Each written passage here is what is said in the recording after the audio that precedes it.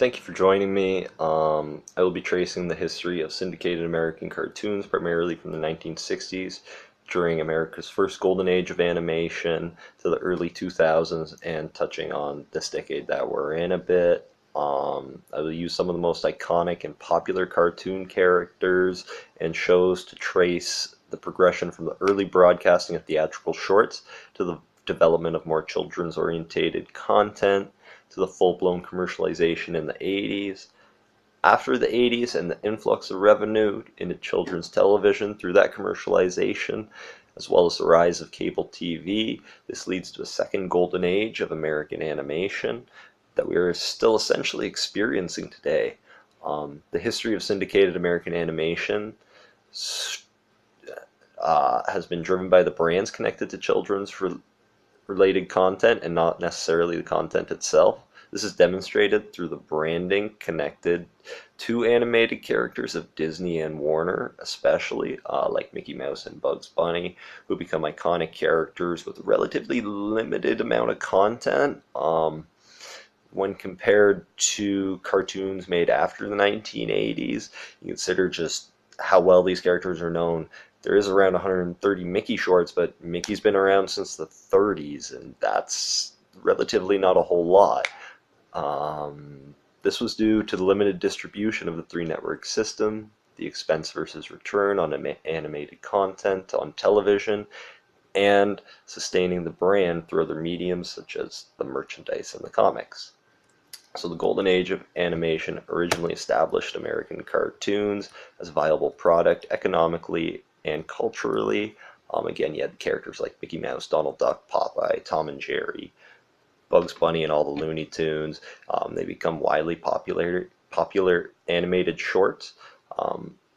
Much of what defines this era comes from the animated shorts produced for theatrical release.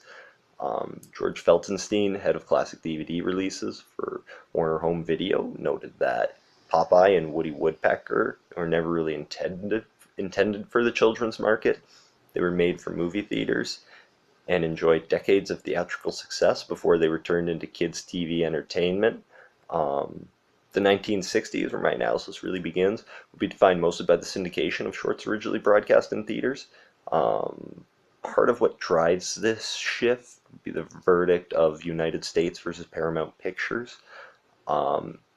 It's an antitrust case in 1948, which was responsible for ending the practice of block booking.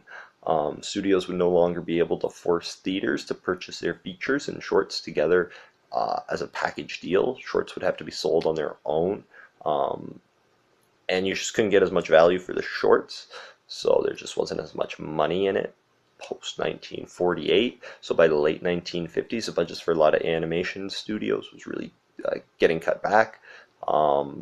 This is why you don't see a whole lot of Disney cartoons, actually, like shorts post 1960 basically. Yeah, one of the reasons was due to the high cost of producing new animated content within the US. It simply made sense to reuse pre-made content as it was very cost effective. The content had already proven it was very popular in theaters since the 1930s as well, essentially. Also, the children's market is constantly acquiring a fresh, impressionable audience. So the content is always appearing fresh to a new audience, regardless of the content's age, the content's age. This means animated television series would often have a lower syndication run as well, often less than the usual 100 episodes necessary. In the from 1946 to 1964, you have that baby boomer generation really explode too.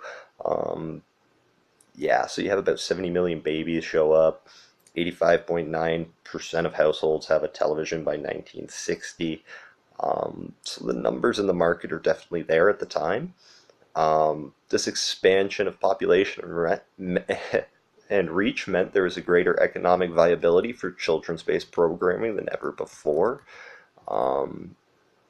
And then even Jerry Beck, an animation historian, said that the only reason we grew up with the classic cartoon characters is that TV programmers were too lazy to start a campaign to create new cartoons. When TV companies realized that they could make more money from new cartoons, it was the end of the classics on TV, but you don't see this for quite a long time. Part of the reason these character brands are effective is due to the fact that the same content is enjoyed or at least accepted by multiple age groups.